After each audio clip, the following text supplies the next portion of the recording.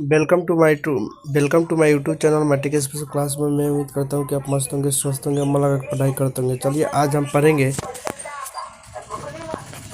History का कुछ महत्वपूर्ण प्रश्न। और पहला सवाल है कि राष्ट्रवाद का उदय सबसे पहले कहाँ हुआ था। तो राष्ट्रवाद का उदय सबसे पहले यूरोप में हुआ था। Option number C correct answer. चलिए उसके बाद हम पढ़ते हैं सवाल नंबर 2। भारत का उदय सबसे पहले कहाँ हुआ था। तो आप लोग भारत का उदय बताइएगा कि यूरोप में हुआ था। Option number C. उसके बाद चलिए हम पढ़ते हैं सवाल नंबर 3।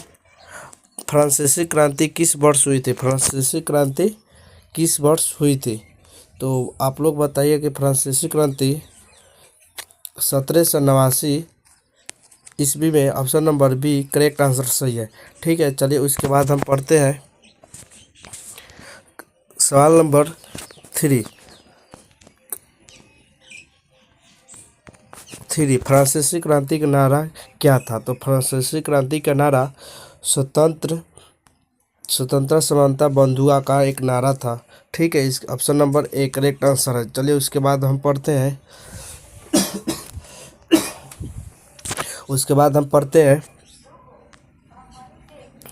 अब सवाल नंबर 4। फ्रांस में निरंकुश शासन का अंत किससे हुआ। तो आप लोग बताइएगा कि फ्रांसीसी क्रांति।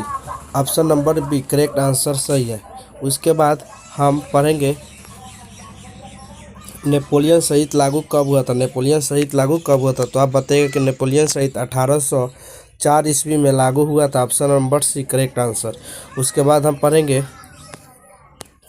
नेपोलियन बोनापार्ट का राज अभिषेक कब हुआ था, यानी राजा कब बना था। तो आप बताइएगा राज इसके 1804 ईस्वी में हुआ था। उसके बाद हम पढ़ेंगे नेपोलियन कांग्रेस का योजना कब लागू हुआ था। तो आप बताइएगा कि वियना कांग्रेस का आयोजन 1815 ईस्वी। ऑप्शन नंबर बी में सही है, करेक्ट आंसर। उसके बाद आप बताइएगा कि 1815 के बाद यूरोप में किस विचारधारा का प्रभावित किया गया था। तो आप बताइए कि रूढ़िवाद का विचारधारा प्रभावित किया गया था, यानी option number C correct answer.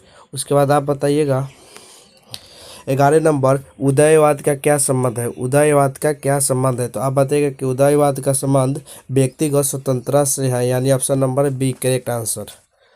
उसके बाद बताइएगा कि राष्ट्रों का वसंत किस वर्ष को कहा गया था। राष्ट्रों का वसंत किस वर्ष को कहा गया था। तो बताइएगा कि 1848 ईस्वी में कहा गया था। Option number B. उसके बाद है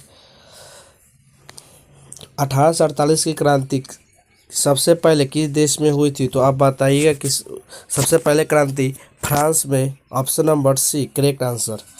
उसके बाद आप बताइएगा